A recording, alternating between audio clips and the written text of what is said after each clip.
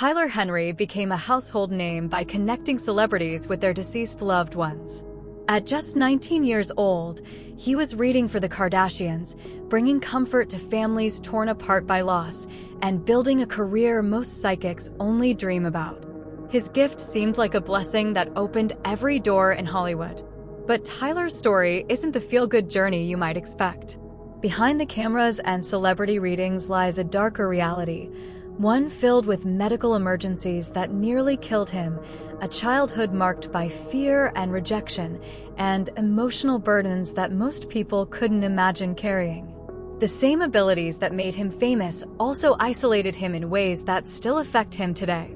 What really happens when you can communicate with the dead but struggle to connect with the living? How does someone so young handle the weight of other people's grief while dealing with his own health crises? Tyler's life reveals the hidden costs of a gift that looks miraculous from the outside, but feels like a curse behind closed doors. Tyler Henry's psychic abilities didn't announce themselves with fanfare or mystical drama. They arrived quietly, unexpectedly, when he was just 10 years old living in Hanford, California.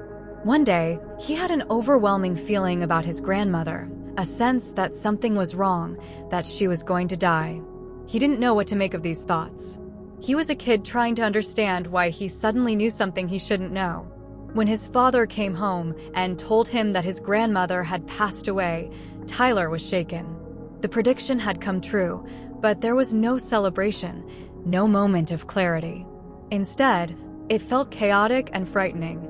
He couldn't explain what had happened or why he'd known. There was no instruction manual for a 10-year-old experiencing visions of death. This first psychic moment opened a door Tyler couldn't close. He started sensing things about people, emotions, messages, information that came to him without explanation. While other kids his age were worried about homework and friendships, Tyler was navigating a reality that most adults would find terrifying. He saw and felt things that set him completely apart from everyone around him. The problem was, Tyler lived in California's San Joaquin Valley, a relatively conservative area where being different wasn't exactly celebrated. His hometown of Hanford is a small agricultural community where everyone knows everyone, and standing out for having psychic abilities wasn't the kind of attention a young boy wanted. Tyler quickly learned that his gift wasn't something people understood or accepted easily. Middle school is difficult for most people, but for Tyler, it was a special kind of nightmare. He was trying to figure out who he was while also dealing with abilities that made him a target. Other kids didn't know what to make of him. Some were curious, but many were suspicious or outright afraid. In a community where religious beliefs ran deep, Tyler's connection to the spirit world was seen by some as something dark, maybe even dangerous. The religious environment added another layer of complexity. Tyler has talked about how opinions on his abilities were sharply divided. Some people viewed clairvoyance as a legitimate spiritual gift, something potentially from God. Others saw it as demonic, as something that went against their faith. Tyler found himself caught in the middle of these conflicting beliefs, judged by people who didn't really know him but had strong opinions about what he represented. He's described feeling excluded during his formative years, struggling to find self-acceptance when the people around him couldn't accept him either. While his peers were forming friendships and social groups, Tyler was often on the sidelines. The very thing that would later make him famous was the thing that isolated him as a teenager. He couldn't turn off his abilities, couldn't pretend to be normal, and he paid a social price for that. High school didn't bring relief. The skepticism continued, the misunderstanding persisted. Tyler remained different in a place that valued conformity, and that difference created an emotional divide between him and his community. He was present but separate, surrounded by people but fundamentally alone in his experience.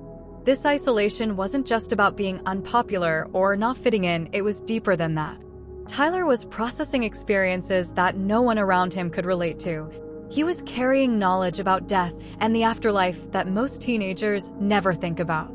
The weight of that, combined with social rejection, created a foundation of loneliness that would follow him even after fame arrived. The irony is striking. Tyler would eventually become famous for helping others connect with their lost loved ones, for bridging the gap between life and death.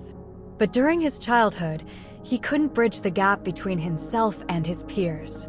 The gift that would later bring him acceptance and success was the same gift that made him an outcast when he needed acceptance most. Tyler's challenges weren't only social and emotional.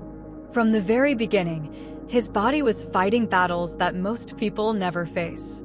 He was born 3 months premature, which meant his start in life came with medical complications and risks. That premature birth set a pattern that would continue throughout his childhood and into adulthood, a pattern of serious health crises that threatened his life multiple times. Over the years, Tyler has undergone multiple emergency surgeries. These weren't minor procedures or routine operations. These were life or death situations that required immediate medical intervention. Each one added physical trauma on top of the emotional and social struggles he was already dealing with. While building his career and dealing with public scrutiny, Tyler was simultaneously managing health issues that would overwhelm most people. The most serious incident happened shortly after his 18th birthday. Tyler was hospitalized with hydrocephalus, a dangerous condition caused by an arachnoid brain cyst. Essentially, a cyst in his brain was blocking the flow of cerebrospinal fluid, causing pressure to build up inside his skull. If left untreated, this condition can cause permanent brain damage or death. Tyler needed emergency brain surgery. Imagine being 18 years old, just starting to gain recognition for your work, and suddenly facing the possibility that you might not survive. Tyler underwent the surgery and thankfully recovered quickly. But the experience left its mark. He'd come face to face with his own mortality in a very real, very physical way. For someone who regularly dealt with death in his psychic work, this was different. This was his own death knocking at the door. But that wasn't the end of Tyler's medical battles. In May 2025, he revealed that he'd undergone another brain operation. This time, surgeons removed a colloid cyst located near the center of his brain. When Tyler talked about this surgery, he showed remarkable resilience, describing it as "not my first rodeo." That comment reveals something important. By this point, brain surgery had become almost routine for him. Most people never have one brain surgery in their lifetime. Tyler has had multiple. Think about what that means for someone trying to maintain a career. Tyler couldn't just take time off and disappear for months of recovery. He had clients depending on him, a television show, public appearances, and a reputation to maintain. He was managing serious medical crises while also managing a very public career. The pressure of that combination is difficult to comprehend.